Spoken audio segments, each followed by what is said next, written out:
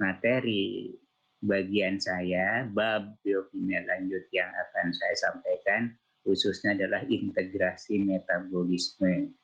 Jadi beberapa hal yang mungkin Anda sudah ketahui nanti ya, karena sudah pernah disampaikan tentunya di biokimia 1 dan biokimia 2. Bahkan pada saat materi praktikum pun beberapa hal seperti glikolisis sudah disampaikan. Itulah sebabnya hal-hal yang umum mungkin tidak akan terlalu saya rinci, tapi yang akan saya rinci adalah filosofi pengertian pemahaman mengenai integrasi metabolisme, khususnya enzim-enzim kunci. Perhatikan, enzim-enzim kunci yang memegang peranan kapan proses katabolisme on, kapan off. Begitu juga sebaliknya, kapan proses anabolisme on, kapan proses anabolisme off. Jadi ada enzim pengatur. Perhatikan, intinya biokimia lanjut yang akan saya sampaikan adalah ya poin atau tahap-tahap yang menentukan jalannya proses metabolisme, baik itu kata ataupun anabolisme, karena di situ bekerja enzim kunci yang berperanan agar reaksi berlangsung atau reaksi stop. Catat itu, kata kuncinya.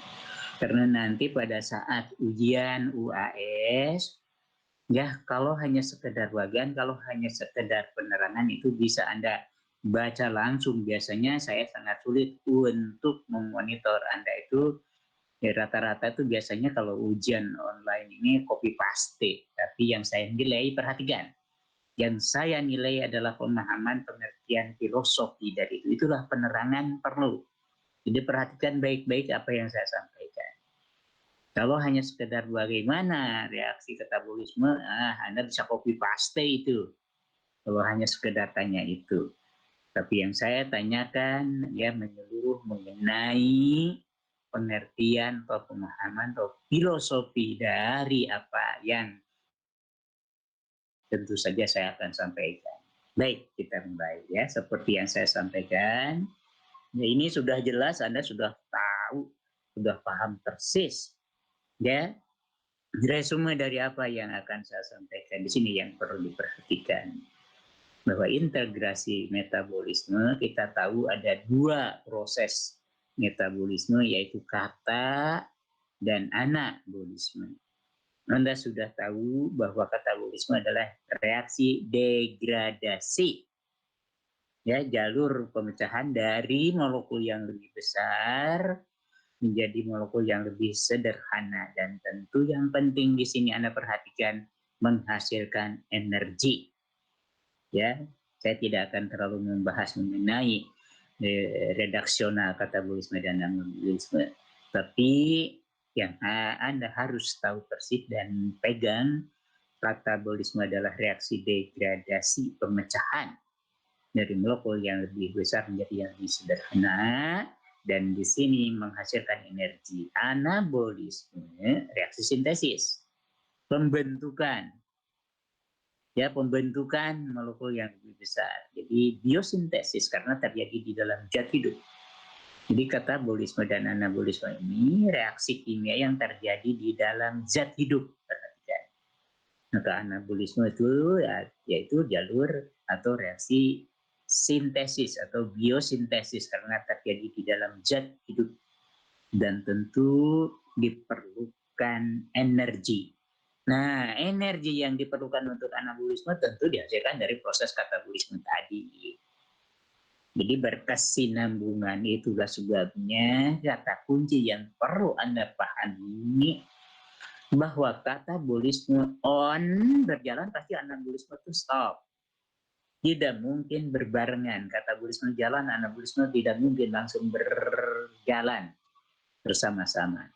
Itulah sebabnya maka enzim kunci yang bekerja pada titik-titik tertentu mempengaruhi kapan katabolisme on dan anabolisme off atau sebaliknya.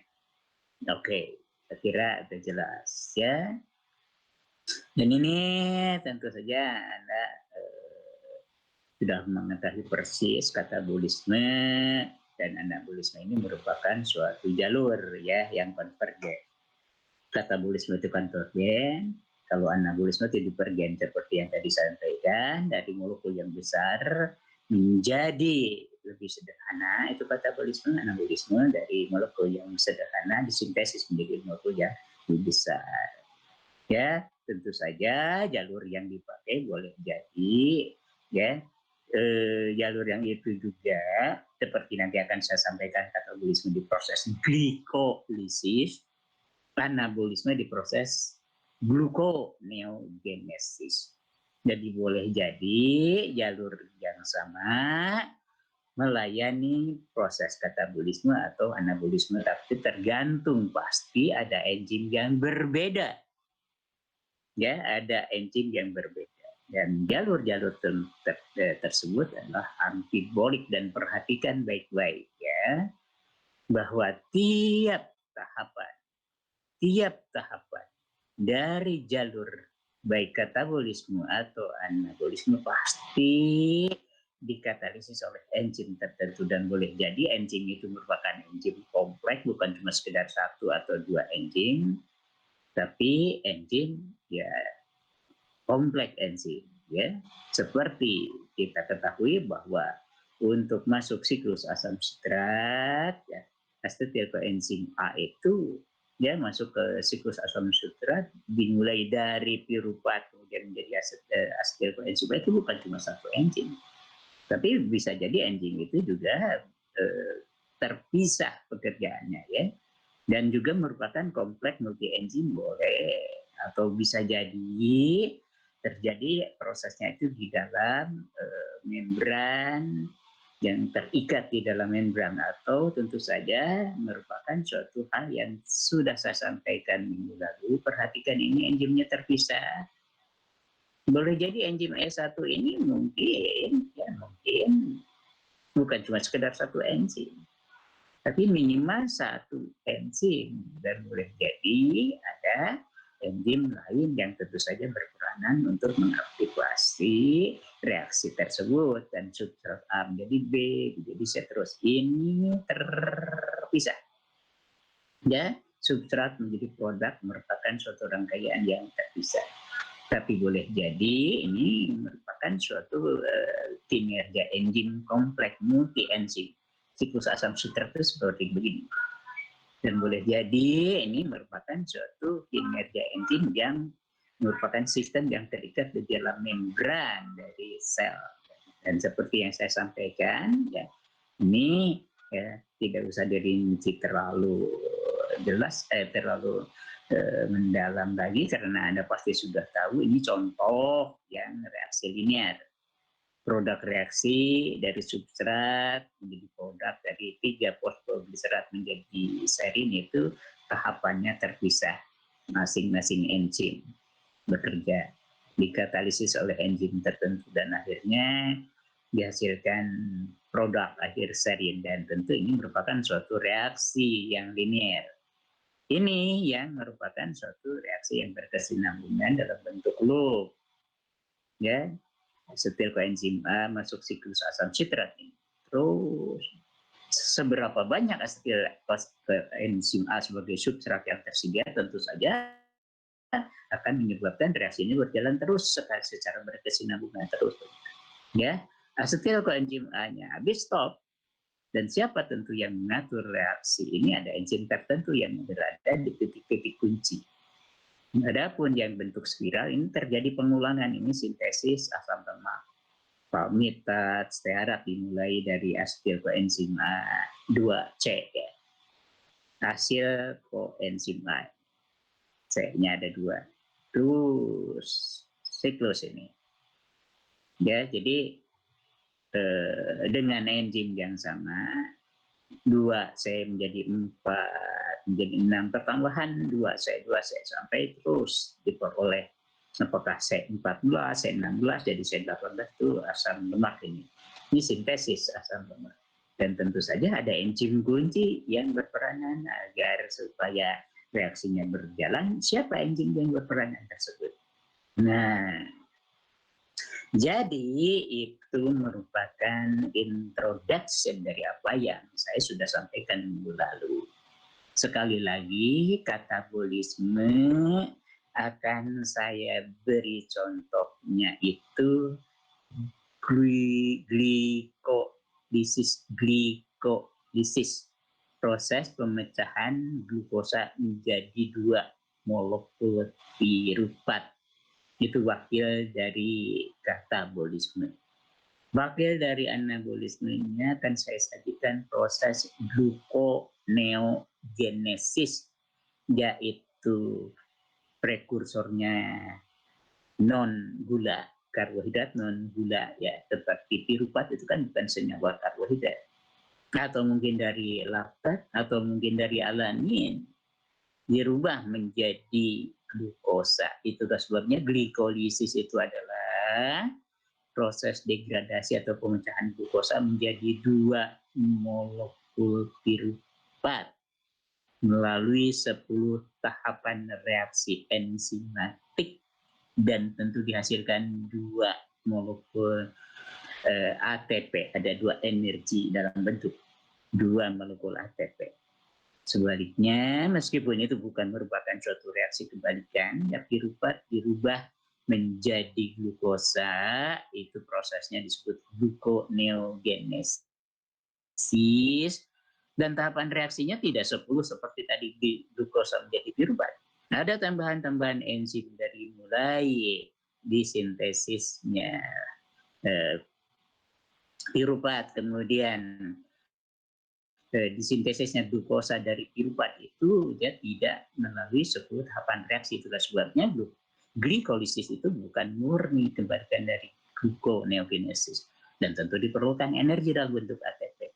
Nah, itu adalah contoh dari katabolisme dan anabolisme yang akan saya berikan. Dan satu lagi yaitu sintesis dan degradasi glikogen.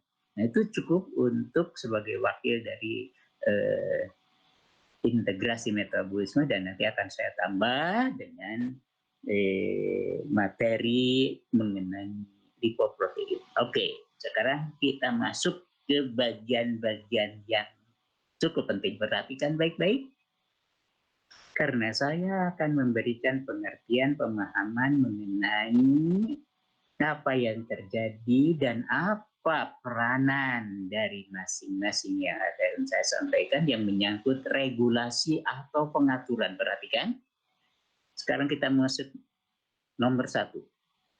Karena ada 5 hal yang perlu Anda perhatikan.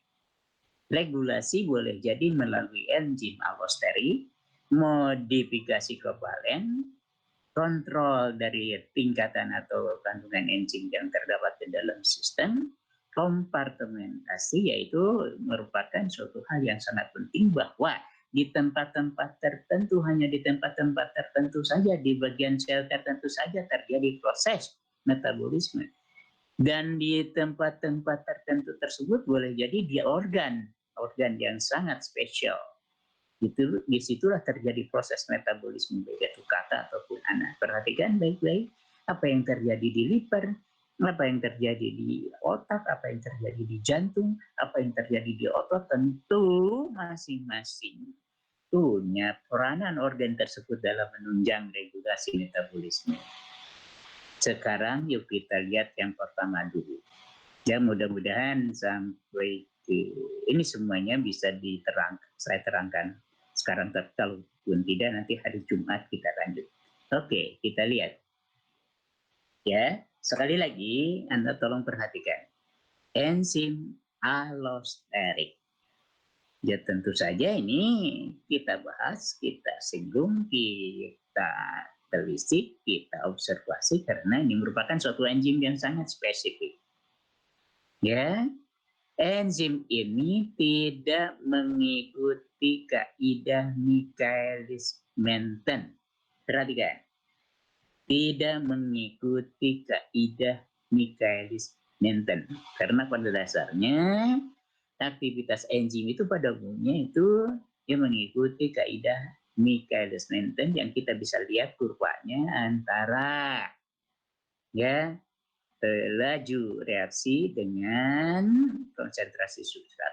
Dan perhatikan baik-baik enzim allosterik, enzim yang tidak mengikuti kaidah Michaelis-Menten karena dia aktif atau tidak aktif tergantung dari senyawa yang terikat di allosterik site-nya. Jadi perhatikan, ya, enzim ini selain dia bisa dihambat oleh produknya, kalau produk nanti memasuki allosterik site, jadi perhatikan, enzim allosterik memiliki tempat kedudukan untuk mengikat senyawa, baik itu modulator ya positif atau modulator negatif. Bisa ada dua kemungkinan. Tempat kedudukan atau allosterik site dari enzim allosterik bisa ditempati oleh modulator positif yang kita kenal sebagai aktivator atau modulator negatif yang disebut inhibitor. Jadi enzim allosterik bisa aktif kalau allosterik site-nya mengikat modulator positif atau dengan kata lain mengikat aktivator. Catat, enzim tersebut aktif.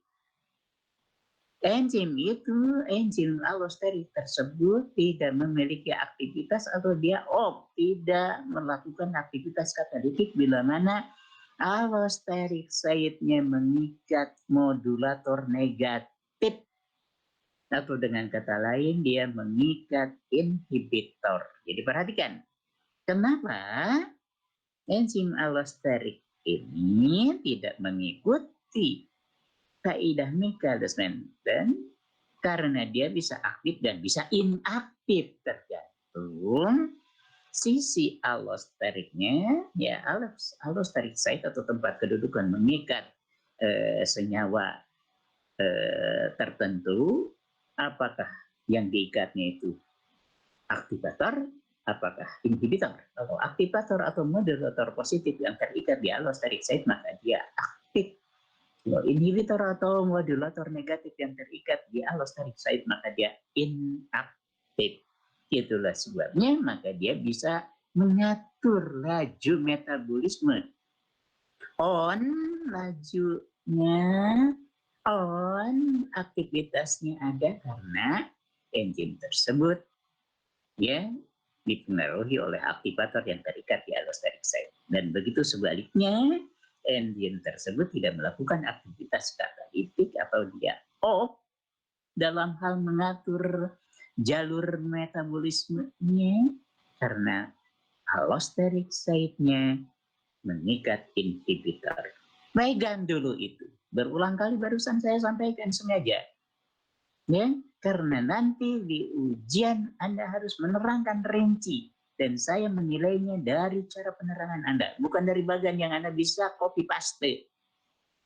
Ya, kalau hanya menanyakan saya bagaimana bagian atau katakanlah titik-titik tertentu Anda hanya gambarkan, bisa copy paste, bisa 100 semua poin Anda.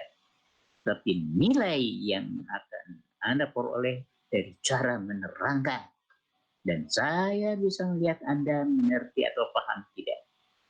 Nah, yang barusan saya berulang kali sampaikan itu inti dasar dari aktivitas atau inaktivasi enzim allosterik. Oke, dan enzim allosterik seringkali dihambat oleh produknya sendiri. Perhatikan produk akhir ya seringkali, dan tentu saja inilah yang bertindak sebagai inhibitor atau penghambat enzim tersebut. Jadi produk yang dihasilkannya justru menjadi inhibitor bagi aktivitas enzim tersebut. Ya, jadi seperti yang tadi saya sudah sampaikan, ini sekedar mengulang, allosterik modulator terikat pada aktif site enzim tersebut. Ya, modulatornya bisa jadi modulator positif atau modulator negatif. Modulator negatif itu tentu inhibitor yang tentu boleh jadi end product atau produk akhir dari aktivitas enzim itu sendiri. Dan yang unik, enzim allosterik itu terdiri dari 4 subunit polipeptida yang identik. Jadi tentu strukturnya kuartener karena memiliki 4 subunit polipeptida. Perhatikan. Ya. Dan seperti yang tadi saya sampaikan, ya, bahwa kurva antara laju reaksi dengan variasi konsentrasi dari substrat itu bisa memberikan bentuk sigmoidal, kurva sigmoid, bukan hiperbolik, ya, bukan suatu bentuk yang parabola, ya. Jadi seperti yang Anda nanti bisa lihat nih, lihat. Biasanya yang mengikuti kaidah mekanisme terus stasioner, kan gitu ya. Tidak begini, ini sigmoid ini. Perhatikan, ini enzim yang tidak mengikat aktivator atau modulator positif atau modulator negatif inhibitor. Di normal ini. Enzim normal memang mendekati kurva Michaelis-Menten, tapi kan Michaelis-Menten bisa langsung ya linear, ya. Nah, tidak seperti bentuk S yang sepotong. Ini makin banyak inhibitor yang terikat di allosteric site, tentu makin ke bawah nih kurva yang merah ini, makin inaktif. Dan ini aktivator. Jadi dengan demikian bentuk sigmoidal, kurva sigmoidal ini yang menggambarkan tidak mengikuti kaidah Michaelis-Menten, karena boleh jadi ini di bawah sama sekali karena betul-betul inaktif. Kekuatan inhibitor menghambat enzim tersebut sangat kuat. Dan tentu makin besar daya inhibisinya, KM enzim tersebut kan makin besar. Kita tahu bahwa aktivitas enzim akan ditandai oleh makin kecilnya harga KM. Ya, makin kecil KM, makin aktif enzim. Jadi dengan demikian saya lanjut yang tadi. Ya. Dan tentu saja dalam hal ini perhatikan baik-baik kurva yang sigmoidal ini yang tidak senada dengan kurva Michaelis-Menten.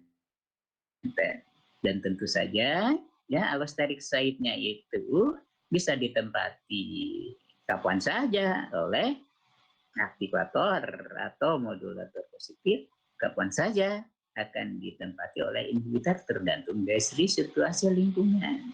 Makin banyak senyawa tersebut di dalam sistem, maka tentu akan mempengaruhi enzim allosterik tersebut. Makin banyak kondisi lingkungan dipengaruhi oleh kehadiran adanya produk-produk dari hasil aktivitas enzim, tentu saja dalam bentuk inhibitor, maka tentu allosteric site-nya ditempati oleh inhibitor tersebut, maka makin inaktif. Gitu. Nah, ini salah satu contoh betapa enzim allosterik ini jelas. Biasanya di tahap-tahap awal reaksi itulah bekerja enzim allosterik. Tapi boleh jadi di tahap-tahap berikutnya, tapi tentu saja sangat spesifik dan berbeda dengan enzim-enzim yang lainnya. Ya, bahwa nanti yang menginhibisinya itu adalah produk akhir, itu memang demikian, hanya seperti apa yang tadi sudah saya sampaikan. J sebagai produk dari enzim keseluruhan merupakan inhibitor bagi enzim allosterik 1 ini. G yang merupakan produk berikutnya yang dihasilkan oleh enzim keempat, tiga aksen itu enzim allosterik. 4 aksen, 5 aksen tentu saja berturut-turut merubah M jadi F, F jadi G, tapi G cenderung akan menginhibisi enzim 3 aksen. Jadi itulah sebabnya maka boleh jadi produk akhir dari enzim allosterik tersebut merupakan senyawa yang menginhibisi enzim allosteriknya. Ini yang disebut feedback inhibition atau product inhibition. Jadi inhibisi umpan balik kalau kita terjemahkan. Di feedback inhibition di mana produk akhir menginhibisi enzim kunci. Ini enzim kunci. Ya, biasanya bekerja pada jalur yang tidak bolak-balik, pada jalur yang irreversible. Ya, itulah sebabnya maka tolong diperhatikan nanti sebagai suatu contoh dari proses katabolisme yang akan saya berikan contohnya itu nanti adalah reaksi berantai dari pemecahan glukosa atau perubahan glukosa menjadi dua molekul turbat. Perhatikan pasti enzim kuncinya bekerja di tahap reaksi yang pertama, ketiga, dan yang terakhir. Selebihnya enzimnya bukan enzim pengatur. Jelas bukan enzim allosterik karena bekerja bolak-balik. Perhatikan. Apakah jalurnya glikolisis menjadi glukosa menjadi piruvat, enzim di tahap kedua, keempat, dan yang ini enzim yang bekerja itu juga, baik pada saat piruvat menjadi glukosa ataupun glukosa menjadi piruvat di tahap yang tidak bolak-balik ini bukan enzim pengatur. Enzim pengatur hanya di titik 1, 3, dan 10. Begitu. Jadi di jalur yang tidak bolak-balik. Oke, nanti akan saya sentuh ke situ. Kenapa saya lari ke situ dulu? Supaya Anda paham, karena ini pengertian, ini pemahaman. Perhatikan. Ya, saya akan pelan-pelan balik lagi ke yang tadi. Jadi dengan demikian, tentu saja, ya, pasti ya enzim yang bekerja pada saat mengkatalisis B menjadi A itu pasti satu arah. Pasti satu arah. Ini bolak-balik.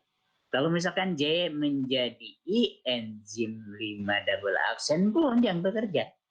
I menjadi J, masih enzim itu juga.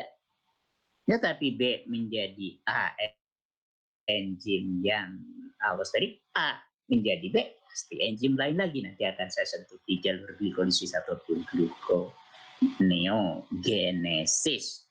Nah, saya ulangi yang tadi betapa ini contoh kurva dari enzim allosterik yang dipengaruhi oleh aktivator dan inhibitor yang tentu akan berubah kurva. Aktif, inaktif. Nah, sampai sejauh mana enzim tersebut dipengaruhi oleh siapa? Oleh aktivator, maka dia aktif. Oleh inhibitor, maka dia inaktif. Oke, ya. Jadi dengan demikian tentu saja dalam hal ini ya seperti yang tadi saya sampaikan bahwa enzim allosterik ini tidak mengikuti kinetika Michaelis Menten atau kaidah-kaidah kinetika dari Michaelis Menten. Ini sebagai salah satu contoh betapa ADP itu, perhatikan ADP, adenosin difosfat, merupakan aktivator atau modulator positif bagi enzim fosfofruktokinase atau kita singkat FPK1. Enzim ini enzim kunci di tahap 3 proses glikolisis. Jadi enzim fosfofruktokinase ini merubah fosfat fruktosa 6 fosfat, jadi ada fosfat di posisi C6, fruktosa 6 fosfat, hasil kerja enzim sebelumnya menjadi fruktosa 1,6 bis fosfat. Jadi substratnya tentu fruktosa 6 fosfat. Dikatalisis oleh enzim fosfofruktokinase, satu lagi fruktosa masuk ke posisi C1. Maka produknya adalah fruktosa 1,6 bis fosfat. Dan dipengaruhi oleh ADP, makin banyak ADP-nya, makin besar konsentrasi ADP yang terikat di allosteric site enzim tersebut, makin tinggi aktivitasnya. Ini perhatikan, ini hasil dari percobaan ini. Betapa substrat yang bervariasi mulai dari 0,1 milimolar, 0,2 milimolar ini meningkat konsentrasi substratnya. Aktivitas enzim tentu saja dipengaruhi oleh siapa modulator yang terikat di allosterik site. Kalau tidak ada ADP sebagai modulator positif enzim, coba lihat, tidak begitu aktif. Dan aktivitasnya dia meningkat pada saat diberi 20 mikromolar ADP. Dan tentu saja aktivitasnya makin meningkat pada saat konsentrasi ADP sebagai modulator positif atau aktivator meningkat menjadi 70 mikromolar. Jadi dengan demikian tentu enzim tersebut akan meningkat aktivitasnya tergantung dari berapa banyak ADP yang terikat di allosterik site-nya. Ini sebagai salah satu contoh betapa enzim fosfofruktokinase dipengaruhi oleh aktivator positif dalam hal ini. Tentu nanti ATP adenosin trifosfat sebagai hasil akhir dari proses glikolisis pada saat glukosa menjadi 2 molekul piruvat dihasilkan 2 ATP. Makin banyak ATP yang menumpuk di dalam sistem tentu saja akan mempengaruhi. ADP tidak ada, ATP banyak, maka enzim tidur, tidak bekerja. Maka pada saat ATP sudah meningkat, kadar glukosanya habis, proses glikolisis pasti off, pasti berhenti. Karena enzim kunci di tahap yang ketiga yaitu enzim fosfofruktokinase tidak aktif. Ya, tidur dia. Nah, itulah sebabnya maka tentu dalam hal ini nanti akan saya singgung lebih lanjut. Enzim fosfofruktokinase merupakan enzim kunci yang bekerja di tahap yang ketiga, proses glikolisis. Nah, sedikit mengenai enzim allosterik, kita lihat ya bahwa enzim allosterik tadi saya sudah sampaikan ada 4 subunit polipeptida yang identik. Dan tentu saja masing-masing subunit ini memiliki tempat kedudukan untuk mengikat substrat. Tapi enzim ini aktif dan dia mampu untuk berinteraksi dengan substrat, kemudian nanti substrat dirubah menjadi produk, harus berada dalam keadaan R, relax, R state, kondisi dalam keadaan R. Tense, tegang, T stiff, keadaan tegang, T, tense. Ini tidak bisa berinteraksi dengan substrat, itulah sebabnya maka harus berada dalam keadaan relax atau R state. Ya, tapi ada 2 model di sini pendekatan bagaimana bentuk tested menjadi R state sehingga bisa berinteraksi masing-masing subunitnya dengan substrat. Tentu dia mampu untuk berinteraksi dengan 4 substrat karena 4 polipeptida. Subunit polipeptida ini memiliki aktif site yang tentu saja ditempati nanti oleh substrat. Perhatikan baik-baik. Ini keadaan yang langsung, ini model concerted model. Jadi rubah menjadi R state ya.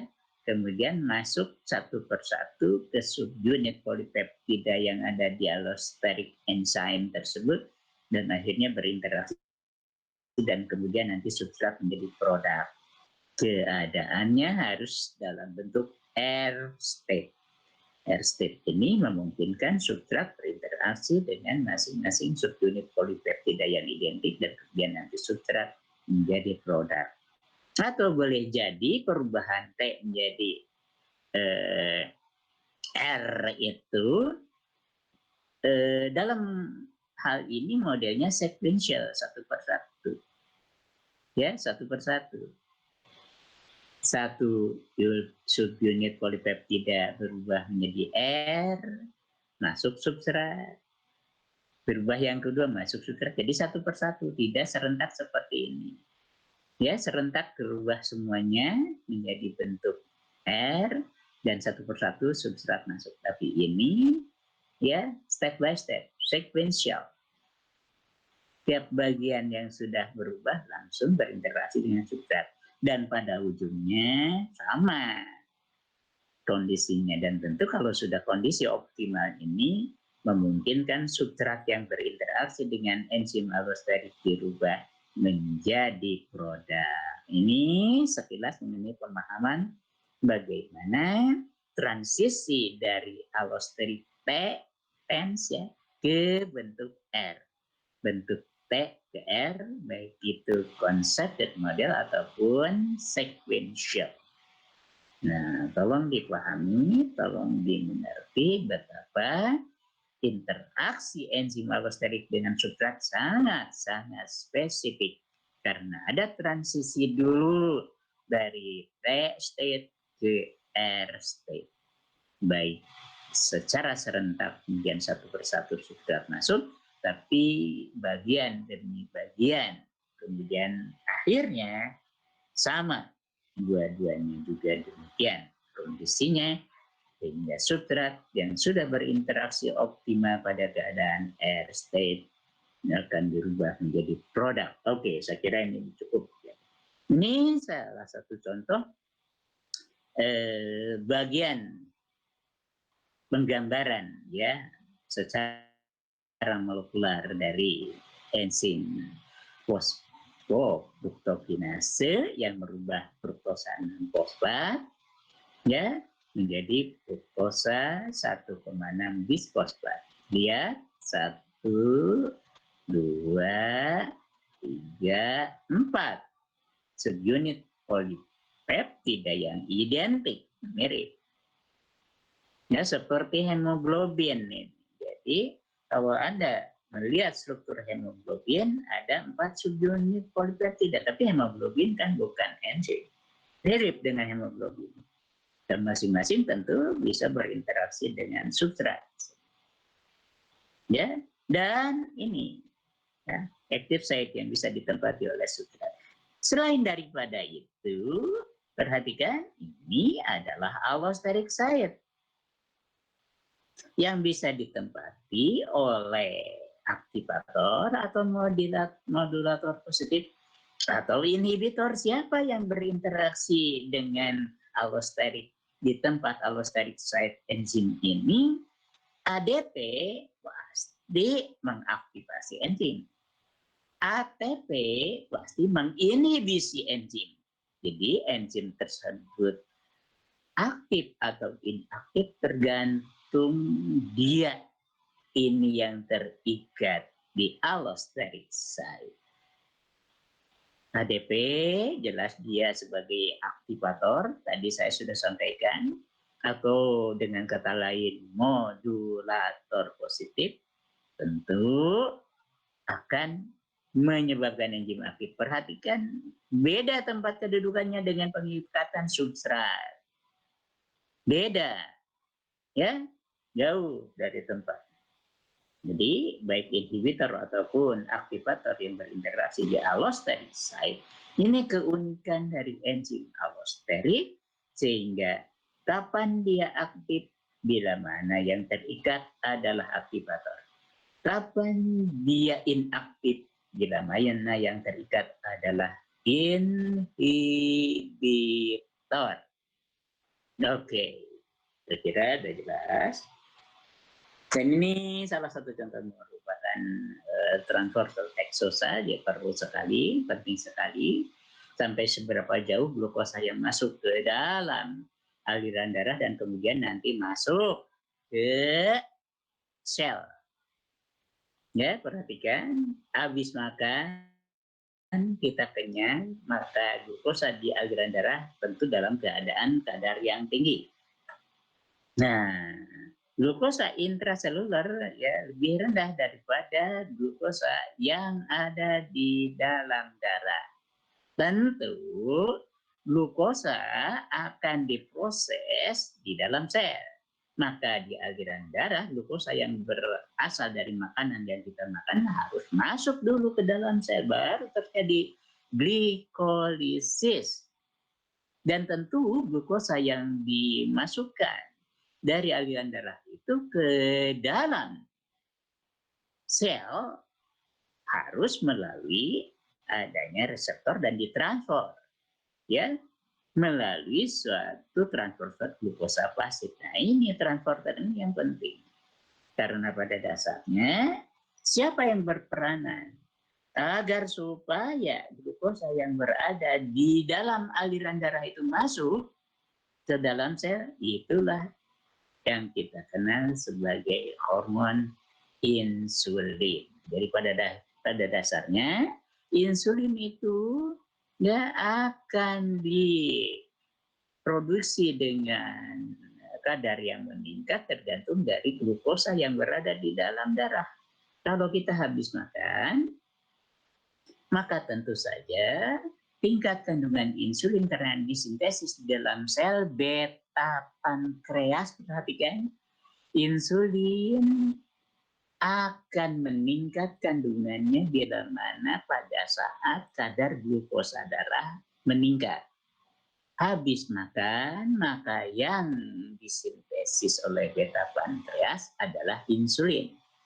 Dan tentu saja nanti berapa banyak insulin yang terdapat yang disintesis yang aktif tentu akan tergantung dari peningkatan glukosa yang ada di dalam aliran darah dan nanti akan ditransfer, ya, masuk ke dalam sel khususnya ke otot dan kemudian juga bisa jadi ke sel adiposa atau dari membran plasma masuk, ya, dari aliran darah dan sangat tergantung dari trigger insulin. Jadi insulin aktif disintesis oleh sel beta pankreas pada saat kadar glukosa darah dalam keadaan konsentrasi yang tinggi karena habis makan.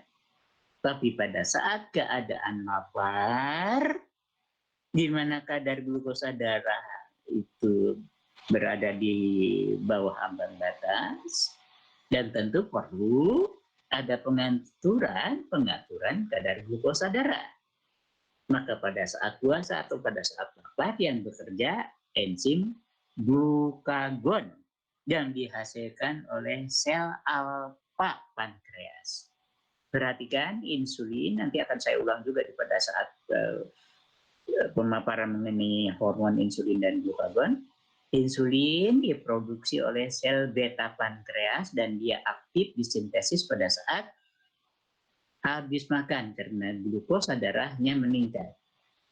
Tapi glukagon pada saat kadar glukosa darahnya menurun, bahkan cenderung di bawah ambang batas normal, yang aktif dan disintesis adalah glukagon yang dihasilkan dari sel alfa pankreas. Selain glukagon juga bisa jadi dipengaruhi oleh hormon epinefrin atau adrenalin yang diproduksi atau disintesis di kelenjar adrenal. Nah, nanti akan saya sentuh lebih lanjut mengenai apa peranan insulin pada saat kadar glukosa darah meningkat dan apa peranan glukagon dan epinefrin atau adrenalin pada saat kadar glukosa darah menurun, pada saat puasa, pada saat kelaparan, di mana kadar glukosa darahnya berada di ambang batas normal dan perlu adanya glukosa yang dihasilkan baik dari gluconeogenesis atau dari proses pemecahan glikogen supaya kadar glukosa darahnya normal dan ditrigger oleh glukagon atau epinefrin tergantung sel targetnya, nanti akan saya sampaikan lebih lanjut. Nah, ini salah satu contoh betapa proses pengaturan ya mentransfer glukosa supaya bisa masuk ke dalam sel sehingga bisa dilanjutkan glukosanya dirubah menjadi piruvat melalui jalur glikolisis. Tapi glikolisis terjadi di sitoplasma. Maka glukosa yang di dalam darah harus masuk dulu. Dan tentu peranan hormon insulin sangat penting. Oke, satu sudah saya sampaikan betapa enzim pengatur boleh jadi adalah enzim alosterik. Sekali lagi, enzim alosteriklah yang mengatur on-off-nya jalur metabolisme. Sekali lagi, metabolisme, baik itu katabolisme ataupun anabolisme, diatur jalan atau tidak jalannya, on atau off-nya, boleh jadi oleh adanya enzim alosterik, dan enzim alosterik itu on bila mana mengikat aktivator. Bila mana aktivator terikat pada alosterik enzim tersebut, bila mana alosterik site-nya ditempati oleh aktivator, bolehlah begitu saya katakan sama saja, enzim tersebut aktif. Dan enzim alosterik tersebut inaktif bila mana alosterik site-nya ditempati oleh inhibitor. Pegang. Satu, karena baru satu hal. Ya, melalui enzim alosterik. Sekarang boleh jadi bahwa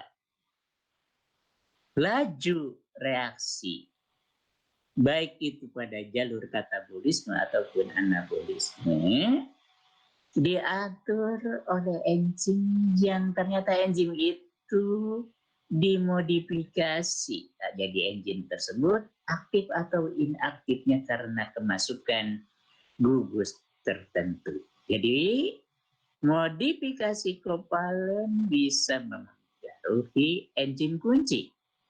Apakah enzim itu yang tadinya aktif menjadi inaktif atau sebaliknya? Karena kemasukan gugus tertentu biasanya fosfat yang sangat dominan ini. Ya, jadi enzim tersebut mengikat fosfat atau mengikat senyawa lain, mungkin termetilasi, sehingga enzim yang tadinya aktif menjadi inaktif atau sebaliknya. Ya, jadi dengan demikian tentu sangat penting kita memperhatikan enzim mana saja yang termodifikasi kovalen yang tadinya aktif menjadi inaktif, tapi sebaliknya enzim mana saja yang tadinya enzim itu inaktif menjadi aktif, kebalikan dari yang tadi. Karena boleh jadi masuknya gugus fosfat, enzim yang tadinya aktif menjadi inaktif atau sebaliknya. Perhatikan baik-baik. Ya, ada dua kasus di sini. Saya ulangi pelan-pelan, ada dua kasus. Boleh jadi enzim kunci yang mengatur jalannya, on-off-nya metabolisme, baik itu kata ataupun anabolisme, boleh jadi tadinya enzim tersebut aktif karena tidak ada gugus fosfat menjadi inaktif. Atau sebaliknya, tadinya inaktif karena tidak ada gugus fosfat, begitu kemasukan gugus fosfat menjadi aktif. Nah, nanti akan saya bahas ya. Perhatikan ini berbeda. Berbeda dengan apa yang tadi sudah saya sampaikan melalui regulasi alosterik. Dan pada dasarnya modifikasi kovalen merupakan tahapan akhir dari jalur sinyal transduksi. Dan tentu di sini peranan hormon sangat penting. Karena enzim tersebut boleh jadi termodifikasi kovalennya berdasarkan adanya aktivitas hormon baik itu insulin pada saat kadar glukosa darahnya meningkat, atau glukagon dan adrenalin atau epinefrin pada saat kadar glukosa darahnya rendah. Perhatikan peranan hormon bisa men-trigger, ya, meregulasi dan tentu saja berpengaruh terhadap modifikasi kovalen tersebut.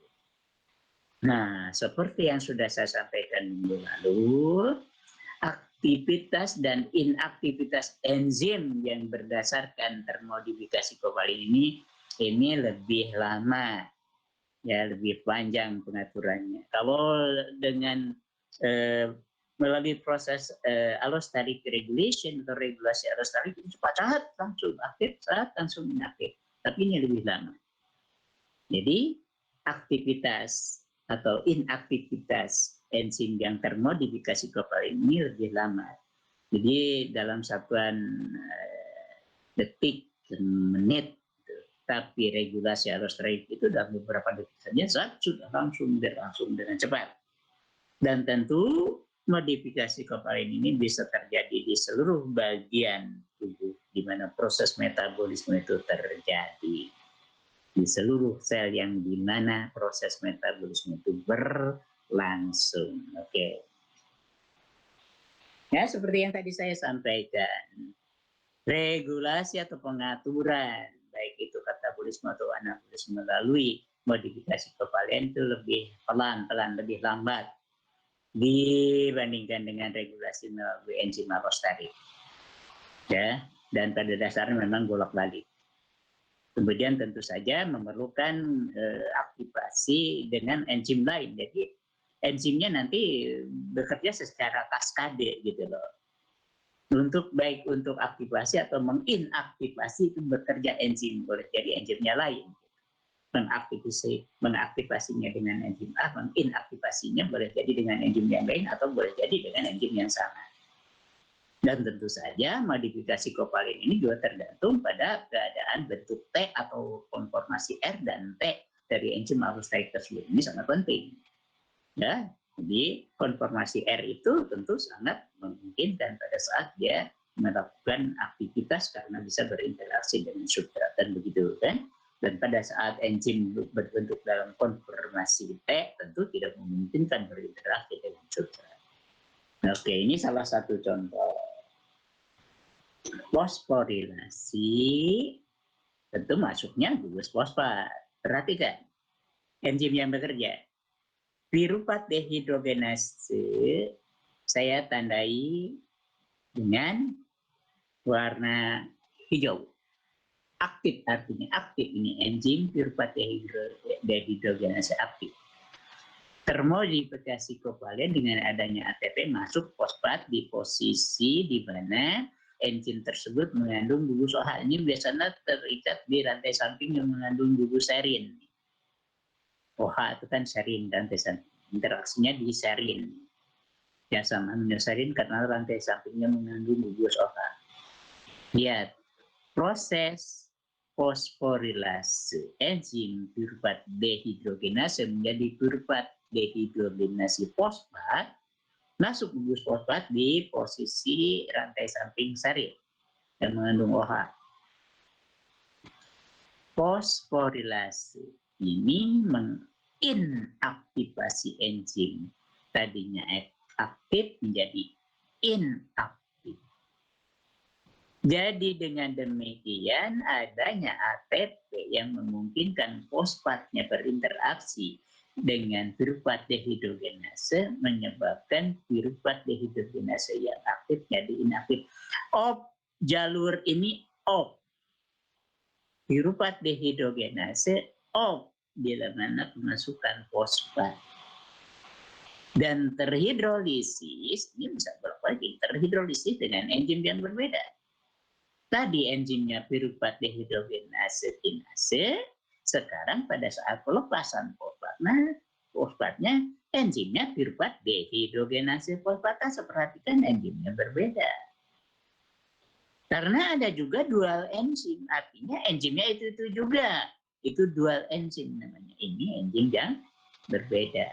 Pemasukan fosfatnya enzimnya piruvat dehidrogenase kinase, masuk fosfat, enzim aktif menjadi inaktif, dan pada saat terhidrolisis dengan katalisis enzim piruvat dehidrogenase fosfatase, perhatikan baik-baik, perlu adanya dua enzim tambahan untuk menginaktivasi dan mengaktifasi enzim-enzim kuncinya yang melakukan proses metabolisme kan ini enzim tambahan, enzim lain yang diperlukan untuk masuknya gugus fosfat atau keluarnya gugus fosfat.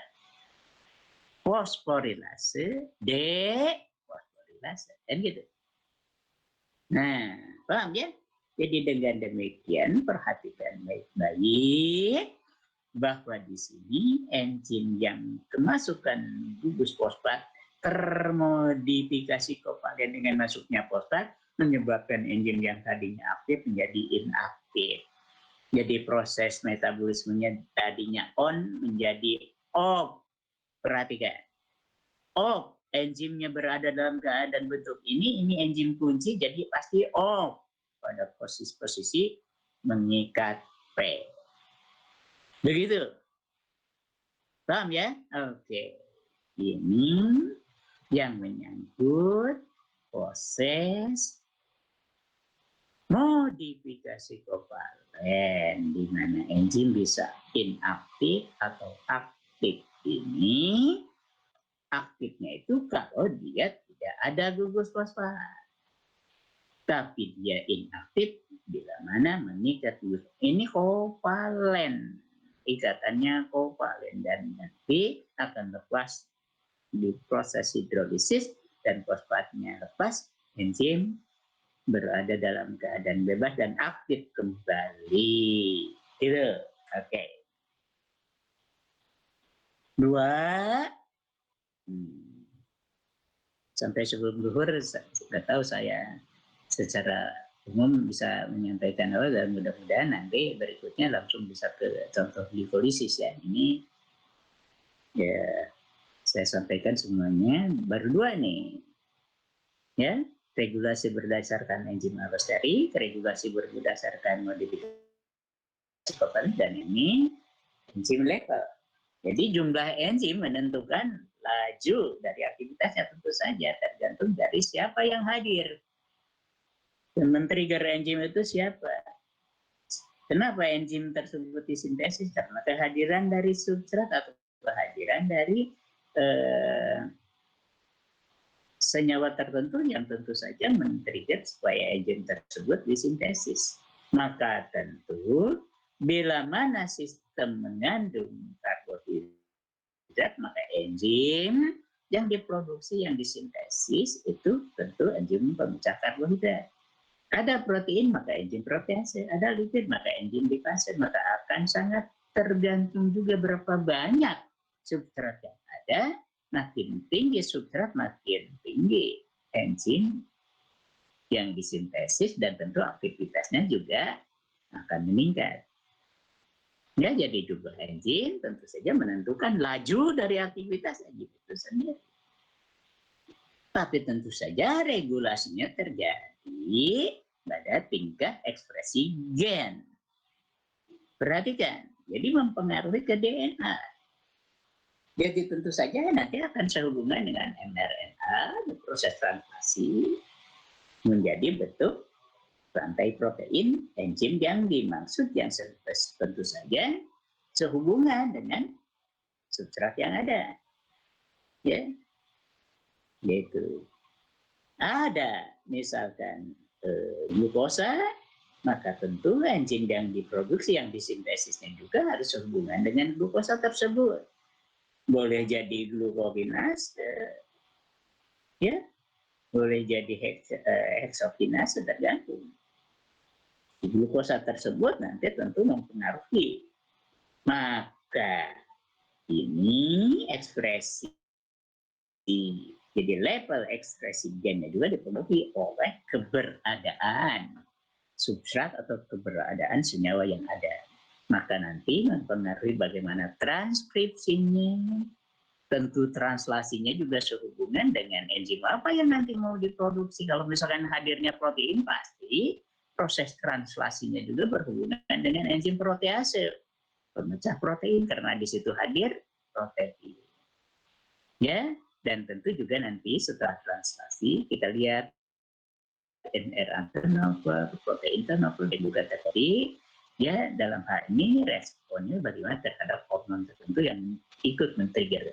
Jadi perhatikan baik-baik, peranan hormon juga sangat berpengaruh pada saat ya nanti enzim level yang tentu saja berhubungan dengan substrat yang ada. Dan perhatikan, ini regulasinya tentu lebih panjang, lebih lama. Regulasi berdasarkan disintesisnya enzim karena mempengaruhi ekspresi gen, tingkat ekspresi gen tentu ini lebih panjang waktunya. tipe regulasi yang lebih panjang. Perhatikan baik-baik karena katakanlah substrat A akan sangat berpengaruh terhadap level di tingkat ekspresi gen. Karena akan berhubungan dengan proses transkripsi yang membentuk RNA dan tentu saja nanti akan sehubungan dengan translasi di mana protein atau enzim yang disintesis tergantung dari substrat A tersebut. Kalau misalkan ini protein, sekali lagi ini hadir protein, maka akan mempengaruhi, dan yang disintesisnya itu adalah enzim pemecah protein, jadi proteasenya hadir. Berapa banyak aktivitas, berapa banyak enzim protease yang diproduksi, dan berapa tinggi, berapa besar aktivitasnya tergantung kehadiran si protein yang ada di dalam sistem. Maka sekarang habis makan ada glukosa di bawah aliran darah masuk karena di-trigger oleh insulin, masuk ada transporternya masuk ke dalam sel, maka akan terjadi proses glikolisis. Dan untuk supaya proses glikolisis itu terjadi, glukosa yang hadir akan mempengaruhi disintesisnya enzim glukokinase atau heksokinase, maka diproduksilah glukokinase. Kenapa? Karena hadir glukosa. Gitu. Kalau misalkan di sini ada substrat urea, maka yang dihasilkan pasti urease. Gitu. Misalkan ada tirosin ini, tirosin kinase misal. Ya, itu. Amilosa, maka diproduksi amilase. Nah, ini juga merupakan suatu tahapan regulasi berdasarkan ekspresi gen, jadi tidak sembarangan. Ini pengaturan ini sangat berpola dan sangat teratur. Tidak mungkin kalau misalkan ada substrat lipid diproduksi protease, ya pasti lipase enzimnya. Dan tentu saja nanti bisa sehubungan dengan nanti dia ada RNA, degradasi RNA, ini proses berikutnya di dalam hal pengaturan dari regulasi ekspresi gen ya. Dan juga nanti ada proses degradasi protein, sebagian mungkin dari degradasi karena asam amino yang diperlukan untuk sintesis protein lain. Tapi pada dasarnya protein atau enzim yang terbentuk akibat dari regulasi dari ekspresi gen tersebut akan dihasilkan enzim dengan jumlah tertentu, dengan aktivitas tertentu, tergantung dari keberadaan substrat. Dan tentu nanti melalui tahap modifikasi pasca translasi enzim menjadi aktif, enzim aktif ini akan tergantung enzim apa, tergantung dari substrat A, pasti enzim yang sehubungan dengan A. Substrat B, pasti enzim yang sehubungan dengan B. Makin tinggi misalkan glukosa yang ada, makin tinggi aktivitas enzim yang sehubungan dengan glukosa tersebut. Maka nanti akan kelihatan di sini, saya kembali lagi ke jalur yang nanti akan saya sampaikan juga. Glukosanya makin tinggi, makin meningkat, pasti enzim yang satu yaitu eksokinase atau glukokinase ini pasti aktivitasnya diproduksi, sintesisnya itu akan lebih banyak karena glukosanya juga banyak. Nah, jadi pengaturan ini tergantung level atau tingkat keberadaan enzim. Ya, enzim tersebut tinggi aktivitasnya akan serba tergantung dari berapa banyak glukosa. Karena akan tergantung di sintesisnya yang sehubungan dengan tadi yang tadi saya sampaikan.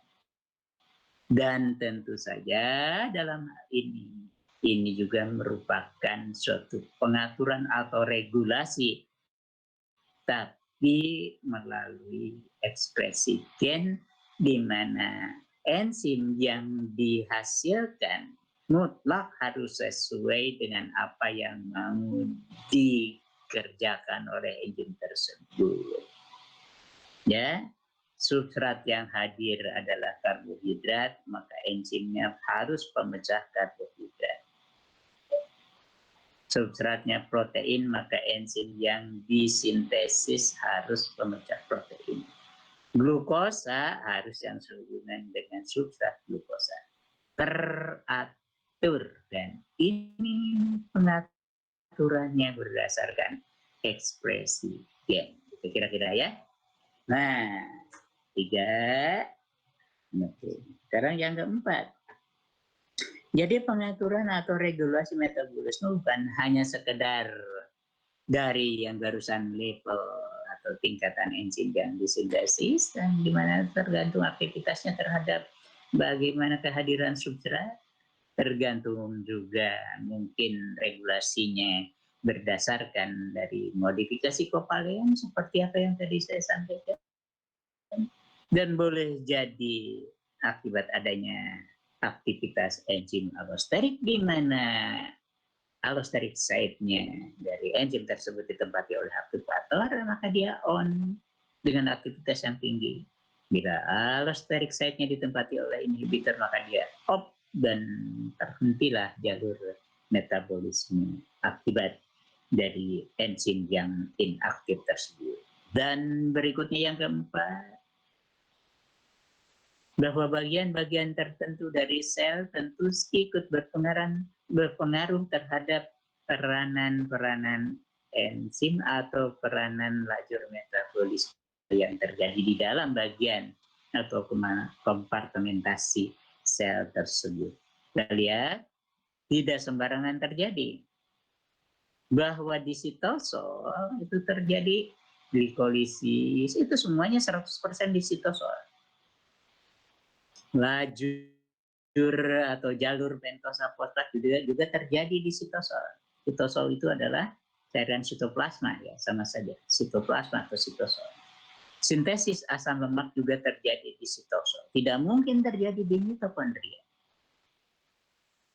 Yang terjadi di dalam matrik mitokondria yaitu siklus asam sitrat terjadi di dalam situ. Fosforilasi oksidatif juga terjadi di sini. Beta oksidasi dari asam lemak, jadi pemisahan asam lemak yang dikenal dengan proses beta oksidasi terjadi di sini.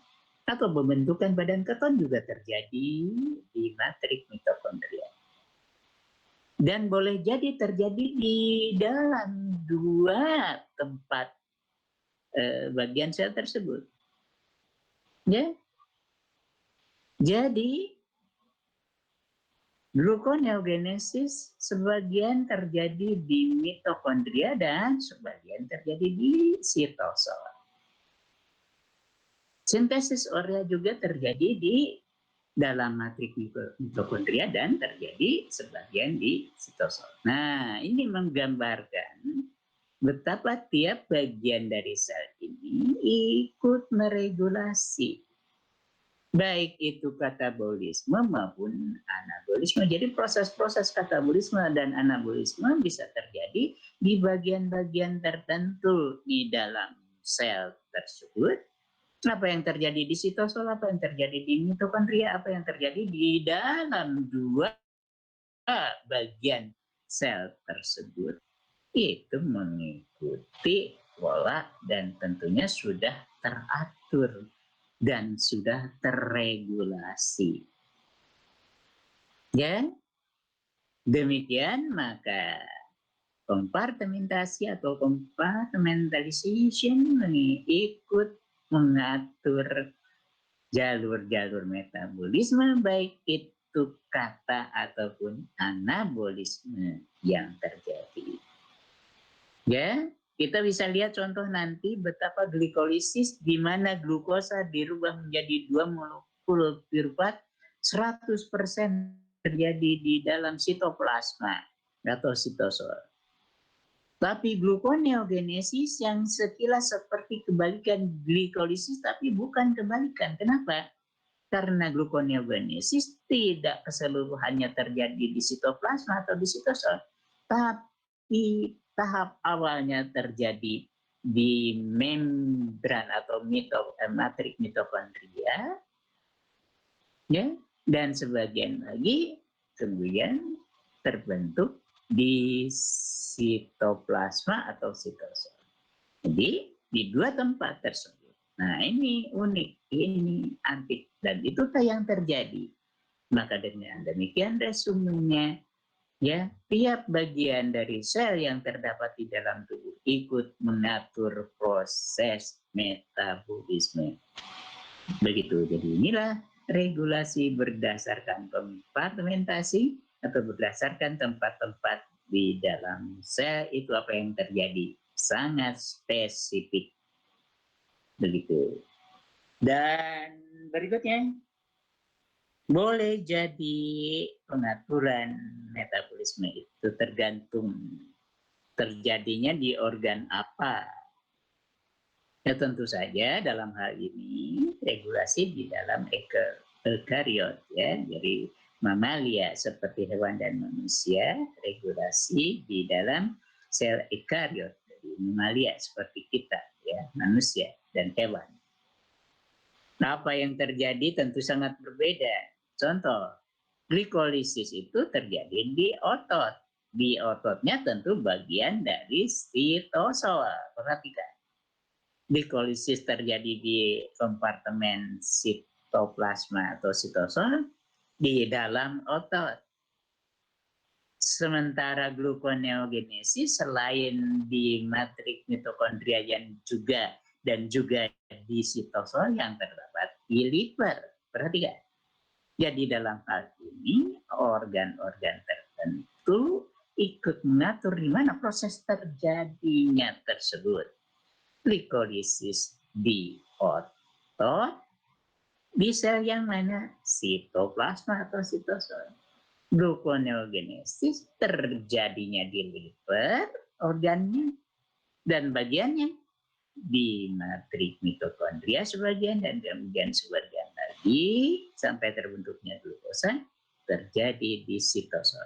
Jadi dengan demikian ya spesialisasi tiap organ tentu dalam hal ini akan sangat ikut mengatur terjadinya proses metabolisme baik itu kata ataupun anabolisme. Jadi metabolic specialization is the result of differential gene expression. Jadi tentu saja kita bisa simak di sini.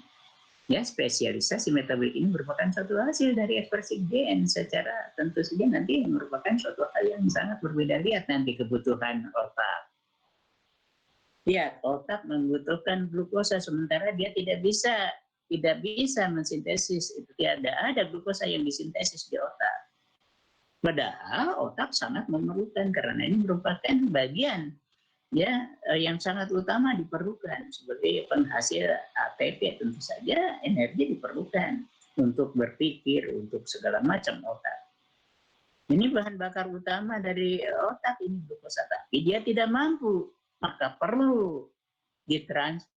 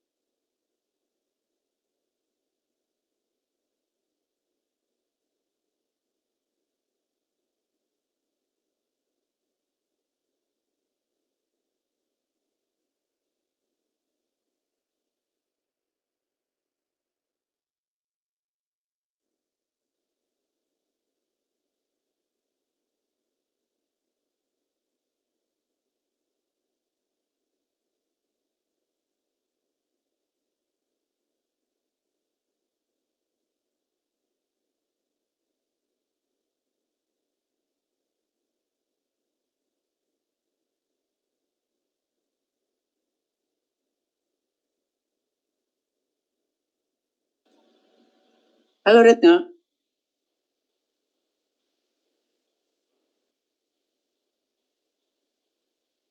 Halo. Retno bisa dengar saya? Iya, Pak. Sampai mana tadi tidak bisa mendengarkannya?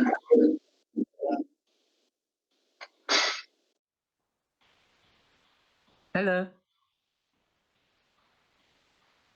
Halo Retno.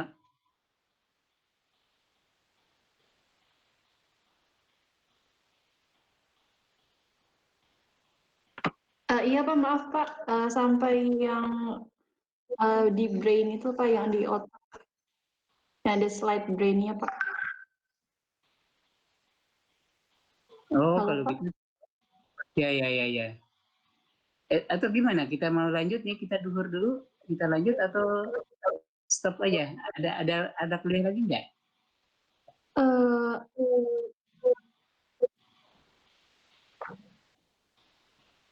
Karena cuma tinggal sedikit kalau dari situ.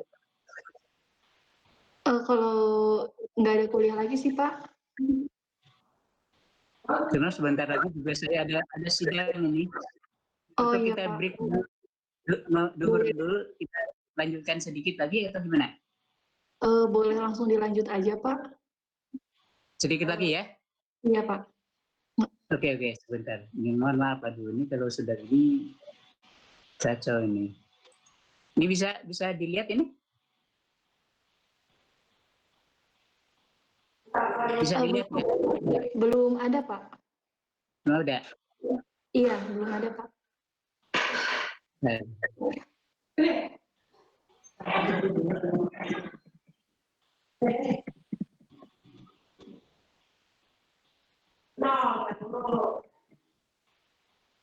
Ada. Masih belum ada, Pak. Lagi presenting, Pak. Oke.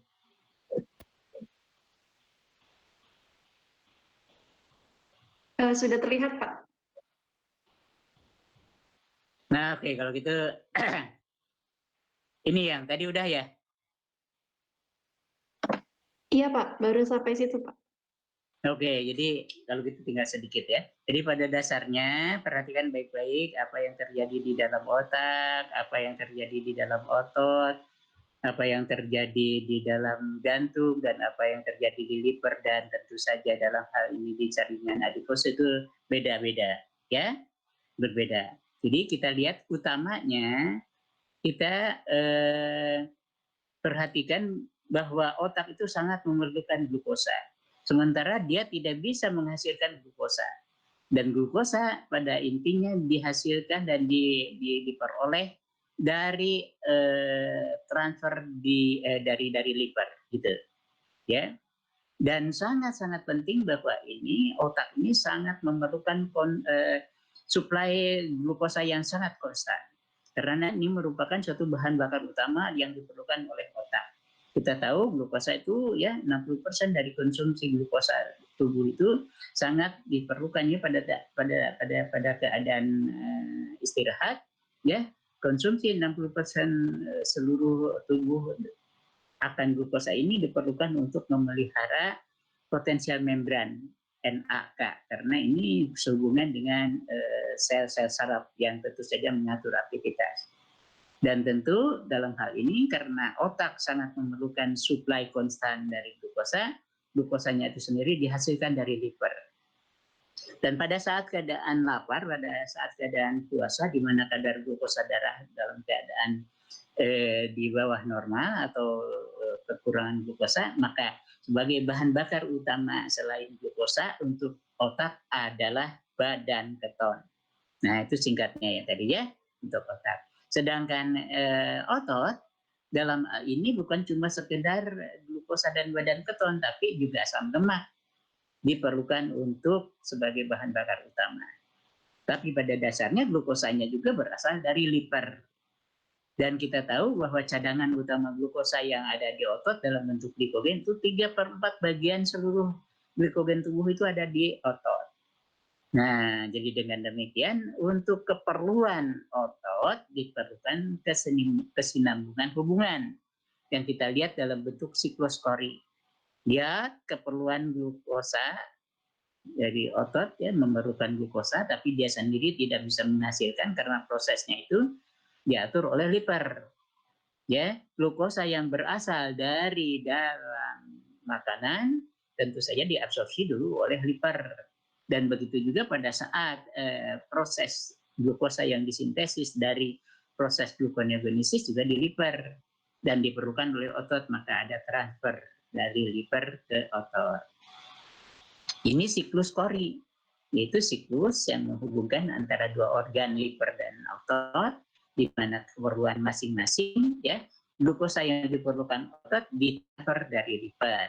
Di otot glukosa dirubah menjadi piruvat dan laktat ini di otot aktif, dan degradasi protein di otot juga menghasilkan alanin, ini diperlukan oleh liver untuk proses gluconeogenesis. Baik alanin ini merupakan suatu bentuk asam amino yang berasal dari degradasi protein ya, diperlukan oleh liver untuk proses gluconeogenesis dari sumber non karbohidrat lain selain laktat dan piruvat. Gitu. Jadi inilah siklus Cori yang tentu saja menghubungkan antara dua organ liver dan otot yang masing-masing memerlukan senyawa yang tidak ada di masing-masing organ tersebut, tapi adanya di secara spesifik di organ-organ yang lain gitu loh.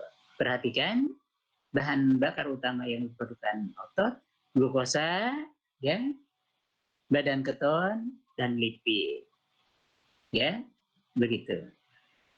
Dan tentu saja dalam hal ini asam lemak merupakan suatu bagian energi yang paling pada keadaan otot yang istirahat, asam lemaklah yang digunakan untuk bahan energi. Ya, untuk sumber energinya 80%-nya itu diperlukan dari asam lemak. Dan tentu saja di dalam otot itu tidak bisa melakukan siklus urea. Ya, karena dalam hal ini tentu saja sekresi dari jumlah alanin untuk memperoleh suatu ada siklus urea yang tentu saja nanti akan sehubungan dengan siklus alanin glukosa. Dan di dalam jantung perhatikan bedanya. Ini secara eksklusif ini melakukan suatu aktivitas aerobik dan tidak ada glikogen, cadangan glukosa di dalam jantung itu tidak ada. Dan jantung tidak memerlukan glukosa sebagai sumber bahan bakar. Pada intinya tidak seperti otak memerlukan glukosa yang kontinu suplainya. Selain glukosa yang diperlukan otak yaitu badan keton, tapi jantung hanya memerlukan asam lemak dan badan keton sebagai sumber bahan energi utama.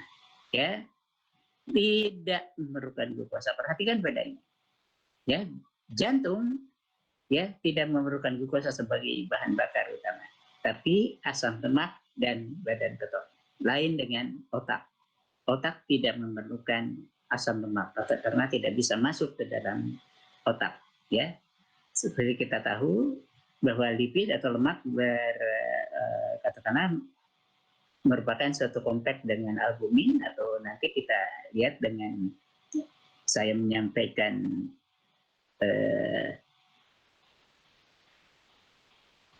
beberapa senyawa lemak yang berinteraksi dengan protein ya dalam bentuk VLDL, dalam bentuk LDL, dalam bentuk kilomikron ya. Kemudian liver tentu saja di dalam hal ini merupakan suatu pusat metabolisme dan melayani kebutuhan otak, melayani kebutuhan otot dan jaringan-jaringan yang lain gitu. Dan 2/3 glukosa dari aliran darah ini kemudian ini tentu saja melalui liver dan tentu saja nantinya melalui proses terbentuknya glukosa 6-fosfat di dalam sitoplasma atau sitosol melalui proses glikolisis ya, glukosa dikonversi menjadi glukosa 6-fosfat. Nah, sementara itu di liver banyak mengandung glukosa, tapi glukosa itu sendiri bukan merupakan suatu bahan bakar utama yang tidak diperlukan, tidak memerlukan glukosa sebagai bahan bakar utama untuk jadi sumber energinya itu tidak diperlukan oleh liver glukosa ini, tapi justru glukosa ini ditransfer baik itu ke otot kemudian juga ke otak. Ya, jadi dalam hal ini glukosa yang di dalam liver itu hanya diperlukan sebagai kerangka karbonnya untuk proses sintesis molekul-molekul atau senyawa lain. Nah, adapun glukosa 6-fosfat boleh jadi masuk ke siklus asam sitrat atau mungkin disimpan sebagai cadangan glikogen yang terdapat di liver. Kita tahu cadangan glikogen di dalam tubuh itu utamanya memang ada di otot, tapi sebagian seperempatnya itu ada di liver dan disimpan sebagai cadangan glukosa. Selain diproses glikolisis untuk masuk ke siklus asam sitrat, itu melalui proses glukosa menjadi piruvat, piruvat menjadi asetil koenzim A, dan kemudian masuk siklus asam sitrat dan masuk ke rantai pernapasan. Ya, dan tentu saja menghasilkan energi. Sisanya yang tidak didegradasi disimpan dalam bentuk cadangan glikogen. Seperempat cadangan glikogen ada di liver. Dan kita juga tahu bahwa metabolisme lipid juga ada di liver. Ya, kemudian juga nanti ada hubungannya dengan perhatikan baik-baik hubungan bukan cuma sekedar siklus Cori tadi dengan siklus Cori dengan hubungan antara liver dengan otot, tapi ada hubungan dengan jaringan adiposa. Nanti ke situ ya. Dan kemudian perhatikan baik-baik, liver juga selain tidak menggunakan glukosa juga tidak menggunakan badan keton sebagai bahan bakar. Nah, gitu. Ya, di dalam liver juga terjadi proses metabolisme protein dan asam amino. Ya, kemudian juga apa yang terjadi di dalam jaringan adiposa, yaitu proses degradasi dan sintesis triacylglycerol atau proses terbentuknya trigliserida. Perhatikan baik-baik hubungan antara liver dan jaringan adiposa. Ya, jaringan adiposa memerlukan asam lemak, memerlukan glukosa. Dari mana? Dari liver. Ini VLDL, very low density lipoprotein, membebaskan asam lemak yang diperlukan di sini untuk sintesis di trigliserida atau triacylglycerol. Juga glukosa diperlukan. Dari mana? Dari liver. Nah, dari glukosa diperoleh gliserol 3-fosfat dan nanti tentu saja dengan asam lemak bergabung menjadi trigliserida atau triacylglycerol. Dan di sini ya diperlukan proses pemecahan yang nantinya akan dikatalisis oleh enzim lipase dan triacylglycerol ini menjadi asam lemak yang juga nanti ditransfer ke liver. Inilah hubungan antar organ liver dengan jaringan adiposa dalam hal pengaturan atau regulasi asam lemak dan glukosa. Perhatikan, glukosa yang diperlukan oleh jaringan adiposa dari liver, asam lemaknya juga dari VLDL yang dari liver, sementara diproses dan dihasilkan gliserol dan asam lemak, ditransfer kembali ke liver karena diperlukan. Gliserolnya dibawa juga ke liver dan asam lemak yang dalam bentuk kompleks albumin juga ditransfer ke liver. Inilah hubungan-hubungan dari perhatikan siklus Cori, hubungan liver dengan otot, dan ini hubungan antara liver dengan jaringan adiposa. Nah, itu sesi ya kuliah yang akan saya sampaikan sekarang. Perhatikan baik-baik ya apa yang tadi sudah saya sampaikan karena waktunya sudah melebihi. Kumpulkan apa yang Anda masih belum paham dan belum mengerti. Jadi sebelum saya melanjutkan nanti hari Jumat, insya Allah saya sebelum melanjutkan ke sesi berikutnya, boleh Anda bertanya apa yang masih belum mengerti, belum paham apa yang saya tadi sampaikan. Ya, jadi sesi pertama untuk integrasi metabolisme cukup ya. Jadi masih bisa didengarkan Saudari Retna? Masih nyambung ya? Oke, jadi alhamdulillah selesai apa yang sudah saya tambahkan dari apa yang tadi off dulu karena lab ya dan jaringan. Terima kasih. Sebentar lagi juga akan ada sidang S2 ini. Saya mungkin break dulu dan kemudian nanti masuk ke sesi sidang Saudara Jelang ya yang S2 fast track. Oke, terima kasih. Alhamdulillah, kalau ada pertanyaan nanti silakan kumpulkan dan ditanyakan di sesi berikutnya. Terima kasih. Alhamdulillah. Assalamualaikum warahmatullahi wabarakatuh. Waalaikumsalam warahmatullahi wabarakatuh. Waalaikumsalam warahmatullahi wabarakatuh. Terima kasih, Pak. Enggak, ya, oke.